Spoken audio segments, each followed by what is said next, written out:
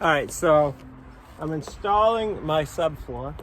I lined it up on my line, and now I'm gonna nail it. So my floor is still square, I just double checked it.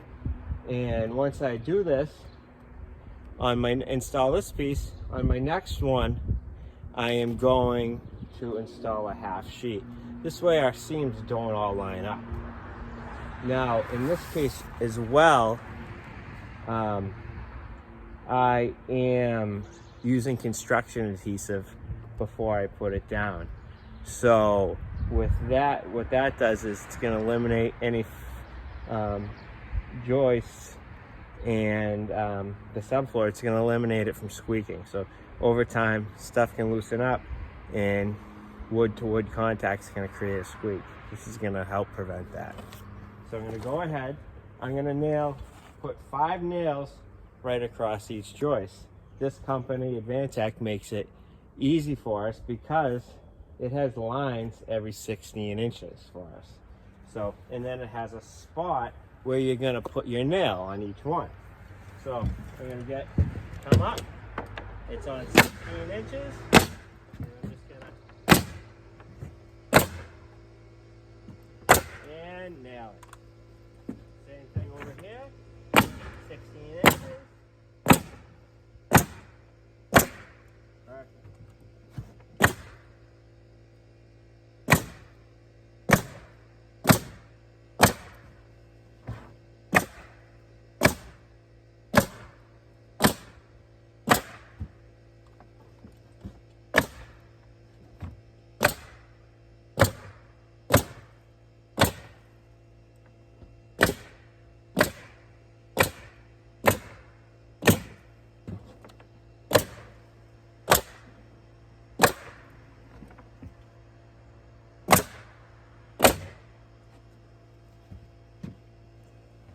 All right, so I just got to nail our end, and then I'm going to cut the rest of our pieces.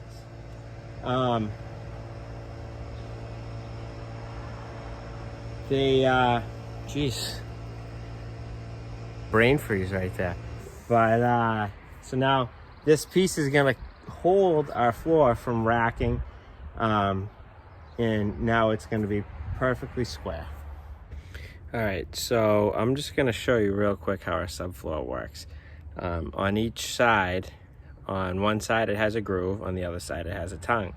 Those are put on our piece so they can interlock when being installed, and it's going to give the floor a tighter fit. It's going to help with squeaks and any movement of the floor.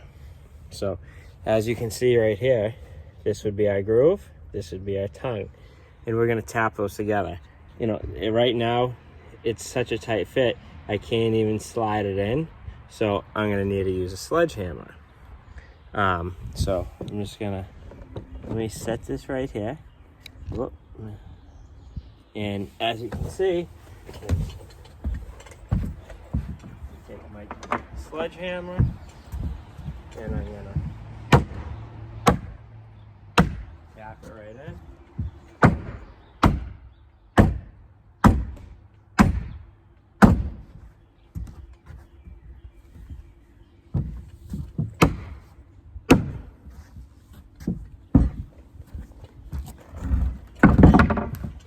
So sometimes right now it's teetering and tottering back and forth, kind of the seesaw effect. So I'm going to actually pin this corner that's in tight, and it's going to hold that.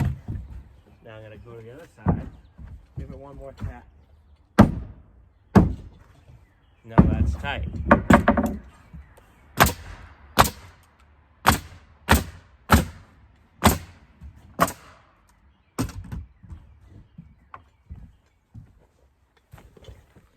And I'm gonna nail our sheet off.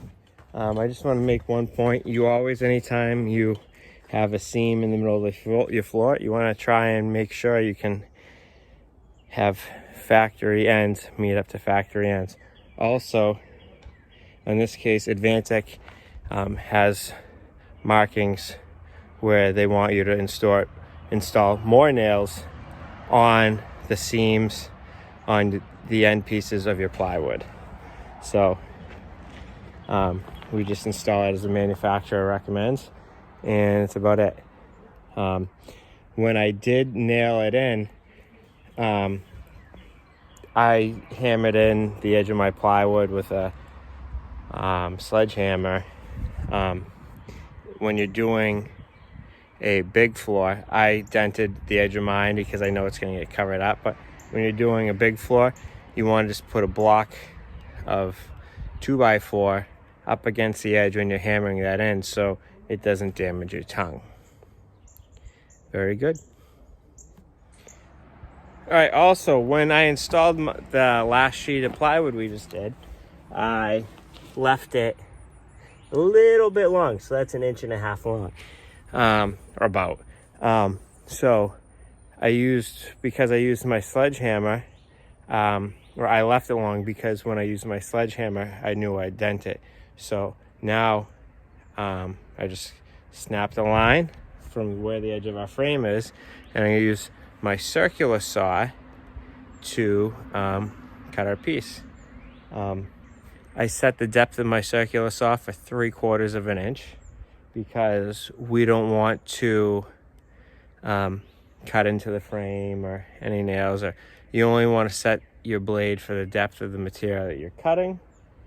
And again, anytime you use power tools, if you have to change a blade or anything or work on the tool, just make sure you cut it off. So I'm gonna cut that line I just snapped, and then we're gonna be ready to build walls tomorrow.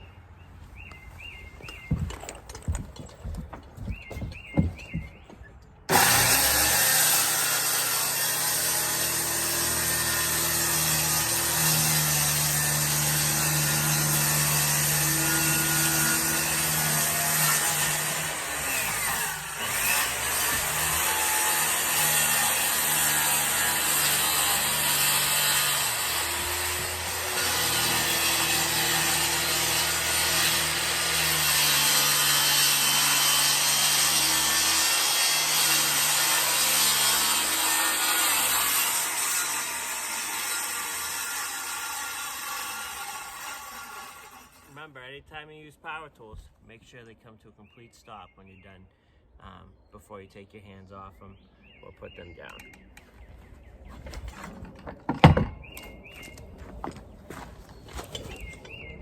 All right, so that's it for today. We'll see you when we start building walls.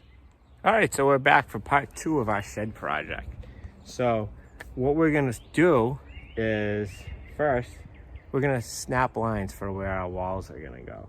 So I just measured 3.5 inches in from that end and 3.5 inches in from the edge of our floor frame from that end. Then we're gonna snap the line, and that's gonna give us a perfectly straight line that we're gonna install our bottom and our bottom plate of our wall on. We measured 3.5 inches back because our wall will be made of 2x4s, and 2x4s are made out of 3.5 inch material.